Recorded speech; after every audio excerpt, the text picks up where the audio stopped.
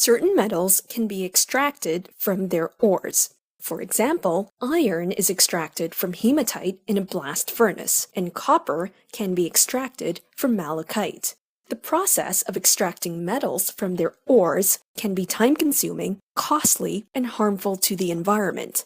Other less reactive metals, such as gold and platinum, can be found naturally as native metal. The issue here is that there is a finite or limited supply of these metals on Earth. In this lesson, we will learn about recycling metals and the advantages and disadvantages to these industrial processes. Aluminum is the most commonly recycled metal.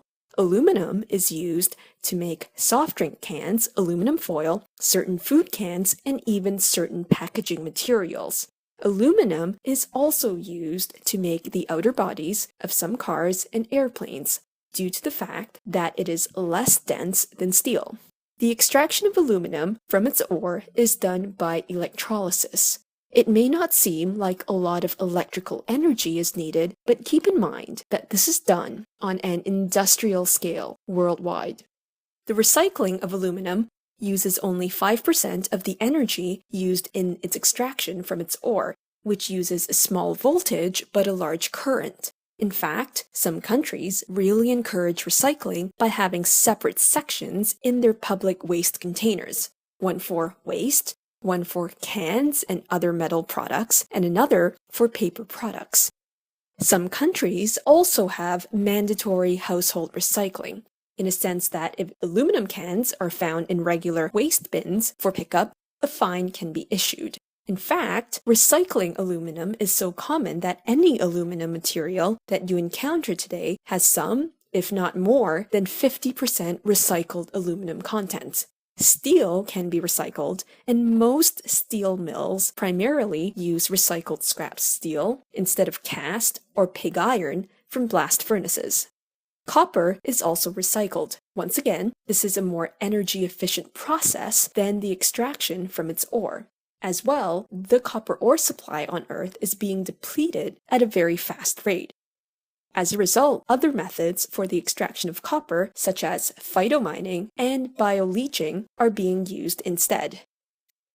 Silver and gold from jewelry are also recycled. As these metals are found as native metals, the issue here is not the energy cost, but rather the rarity of these metals. The main source of gold is recycled electronic goods, such as computers, which have their electrical contacts plated with gold, so there is no corrosion and a perfect electrical connection. The main issue with recycling metals is the separation process in the waste containers. Most often, not all metal products are clearly labeled as recyclable. As well, many metal products are alloys. Can you remember what an alloy is? Please pause the lesson and continue when you are ready. An alloy is a mixture of two or more elements, with at least one of the elements in the mixture as a metal. Many metal products are made into alloys for increased strength and other desirable properties, but not all alloys can be recycled, such as manganese aluminum alloys.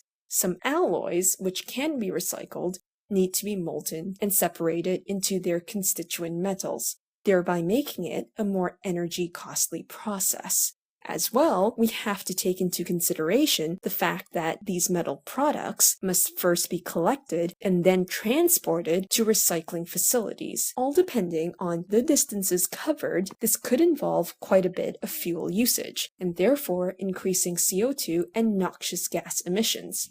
In summary, aluminum, steel, and copper are the most commonly recycled metals, and the recycling process usually uses significantly less energy than extraction from their ores.